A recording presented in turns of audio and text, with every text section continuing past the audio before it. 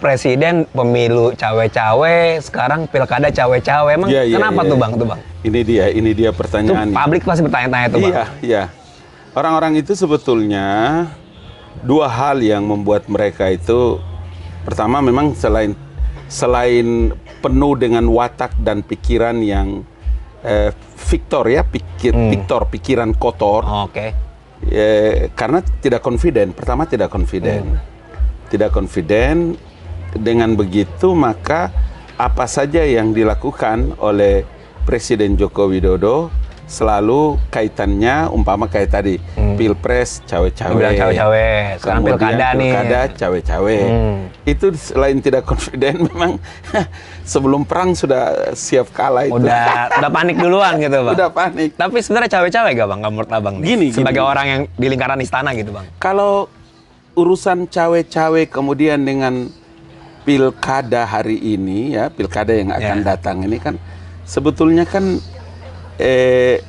terlalu jauh urusannya antara presiden dengan pilkada, wali kota, bupati, gubernur. Karena itu memang kemarin juga di beberapa tempat ya, ini minta maaf juga ini. Kita baru ketemu di sini beberapa kali ini tidak bisa waktu. Abang keliling-keliling mulu lah. Sorry banget. Karena memang begitu pertanyaan ini mulai mencuat, maka pertanyaan yang paling pertama itu adalah apa sih yang mereka baca dari gerakan gesturnya presiden, atau apakah yang mereka dapatkan dari partai-partai pendukung atau pemerintah atau koalisi yang mendengarkan terkait dengan nama anak paling kecilnya Presiden Joko Widodo. Padahal ini orang ketua partai loh. Ini orang ketua partai. Jadi kalau cara ini yang dipakai, tadi pertama adalah tidak confident, yang kedua tidak mempersiapkan diri untuk berkontestasi. Pada waktunya nanti kalau mungkin ada orang yang perlu kemudian merasa bahwa ini kan soal Kaisang ini kan, bahwa kalau ada waktu kemudian diperlukan Kaisang itu menjadi calon gubernur atau mungkin calon wakil gubernur di DKI atau di Semarang, terus apa masalahnya? Sementara di demokrasi Indonesia ini kan dia semakin maju karena keran bagi perpolitikan, keran dalam alam demokrasi bagi Indonesia itu dia sudah sangat terbuka karena wakil presiden terpilih itu anak muda. Betul. Jadi ketika orang memberikan penilaian kepada Pak Jokowi tentang cawe-cawe, ya inilah cara kerja Jokowi yang saya berkali-kali ingin mengemukakan ya, tapi baru karena ini podcast spesial, saya baru pertama kali. Nah, ini penting nih gini, gimana tuh Bang? Umpama begini. Terlalu lama kita hidup ya, 32 tahun hidup dalam era Soeharto, era Pak Harto dengan cara yang sangat normatif. Mungkin orang punya pandangan yang berbeda-beda ya tentang alam demokrasi. Tapi begitu datang seorang Jokowi yang punya latar belakang sebagai seorang insinyur, dia engineering, kemudian melakukan banyak sekali gerakan-gerakan spektakuler. Kepemimpinannya kalau disebutkan itu dia menjadi the young leader untuk Indonesia. Pemimpin paling muda dalam sejarah Republik Indonesia.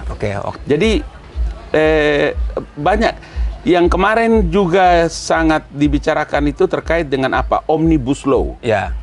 Waktu Bang Ali di Dewan Perwakilan Rakyat Republik Indonesia, lebih kurang 126 undang-undang saling tabrakan. Terus? Baru nanti ada pada Presiden Joko Widodo, kemudian melakukan apa yang disebut dengan Omnibus Law. Cipta Kerja. Undang-undang Cipta Kerja. Undang-undang Cipta Kerja. Dan berhasil. Berhasil. Dari semua apa yang diagendakan oleh Presiden Joko Widodo selalu maju, selalu berhasil, selalu dipuji. Tidak saja dalam negeri, bahkan luar-luar juga dianggap sebagai terobosan. Karena itulah maka sosok seorang Jokowi itu sangat berpengaruh. Di mana-mana Jokowi dengan gesturnya berada pada daerah tertentu atau berdiri dengan siapa-siapa orang, selalu orang sudah minder. Wah, jangan-jangan Jokowi cawe-cawe ya. Jokowi. Padahal kemarin yang kandidat presiden nyari semua foto sama dia gitu ya. Semua foto sama dia. Kemudian dengan beliau kan apa ya? Itu yang dari tadi Abang bilang. Orang itu tidak confident. Melihat di mana Presiden Joko Widodo berdiri, disitulah pemenangnya. Iya. Itu mungkin karena ini Bang, kemarin kan ada survei Kompas juga. Dibilang approval rate-nya 75%. Ya, 75 ya. Approval rate-nya itu 75. jadi kekuatan politiknya Jokowi juga sebenarnya. Jokowi efek. Kalau umpama nih ya. Kan setiap kali Abang Ali bicara di televisi, di media online, termasuk podcast hari ini, di beberapa kesempatan itu kan selalu mewakili kantor staf presiden. Iya, betul. Yang terkait dengan orang mengomentari atau membicarakan masalah Presiden Joko Widodo. Yeah. Momentum-momentum tidak resmi, kemudian ketemu Bapak Presiden, Abang juga tanya, Abang ikut nimbrung, kemudian ngobrol tentang satu perkara. Jadi begitu kita ngomong, mewakili saja, apakah orang melakukan semacam perlawanan kepada Presiden Joko Widodo, ya selalu kita ikut naik, kita punya penilaian orang. Nah, posisi approval rate-nya Presiden Joko Widodo hari ini yang luar biasa besar, 75%, itulah mengakibatkan tidak ada pilihan kata lain yang orang bisa sandarkan pada Presiden Joko Widodo kecuali cawe-cawe. Iya. Dan akhirnya partai-partai sendiri sebenarnya yang nyodorin diri ke presiden, bukan presiden yang nawarin gitu, Bang. Di sini perkaranya. Jadi kemarin Bang Ali bilang juga bahwa monggo di alam demokrasi kalau ada orang yang datang kemudian melamar atau ingin mencalonkan Mas Kaisang, ya tidak ada masalah. Dia punya hak juga sebagai ketua umum partai, kemudian sebagai generasi milenial, dia menjadi